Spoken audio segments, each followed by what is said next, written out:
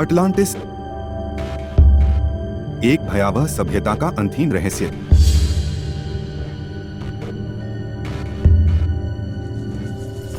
यह कहानी है एक ऐसी सभ्यता की जिसने अपनी उन्नति के घमंड में खुद को विनाश के दरवाजे पर पहुंचा दिया।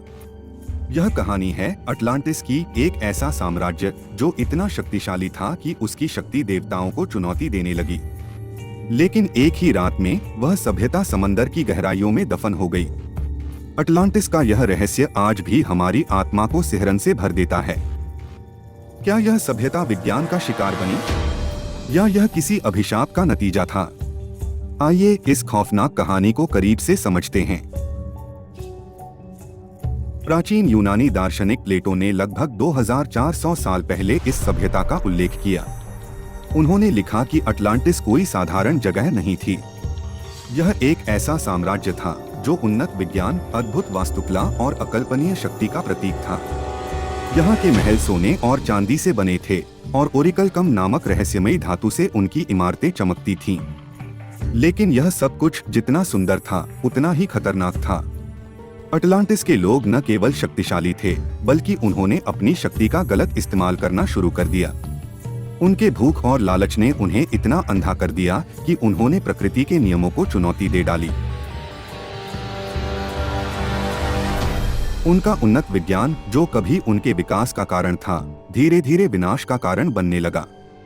अटलांटिस के लोग क्रिस्टल तकनीक से ऊर्जा उत्पन्न करते थे। कहा जाता है कि इन क्रिस्टलों में इतनी शक्ति थी कि वे पूरे शहर को रोशन कर सकते थे।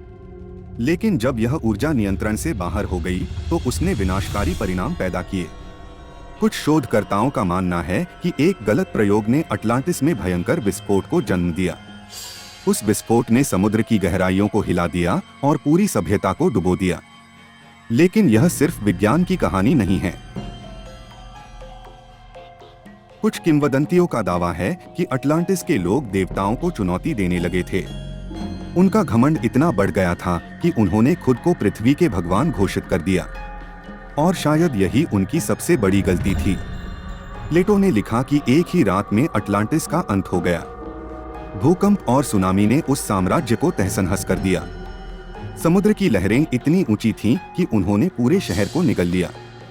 उस रात के गवाह कौन थे? शायद कोई नहीं। लेकिन जो कहानियां बची हैं, वे रोंगटे खड़े कर देती हैं। कुछ लोगों का कहना है कि अटलांटिस के लोग अपनी गलतियों की सजा भुगत रहे थे। समुद्र की गहराइयों से आज भी ऐसी आवाजें सुनाई देती हैं जो मानो उन आत्माओं की चीखें हों जो कभी इस सभ्यता का हिस्सा थीं। आज भी वैज्ञानिक और खोजकर्ता अटलांटिस के अवशेषों की खोज में लगे हुए हैं। 1960 के दशक में अटलांटिक महासागर के नीचे कुछ रहस्यमयी संरचनाएं मिली। इन संरचनाओं में कुछ ऐसा था जो आज भी सवाल खड़े करता है। क्या ये अटलांटिस के अवशेष हैं या यह सिर्फ हमारी कल्पना है? बिमिनी रोड, जो बहामास के पास समुद्र के नीचे है, कुछ लोगों के लिए अटलांटिस का प्रमाण है। वहां के पत्थर इस तरह व्यवस्थित हैं जैसे वे किसी प्राचीन शहर का हिस्सा हों। लेकिन उनके आसपास की ऊर्जा अजीब और खतरनाक महसूस होती है।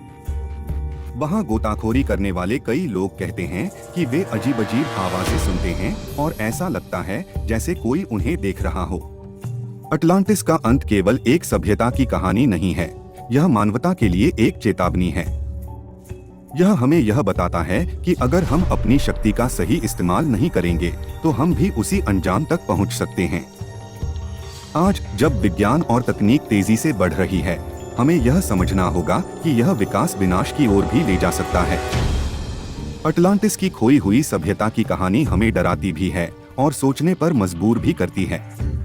क्या यह सभ्यता सच में मौजूद थी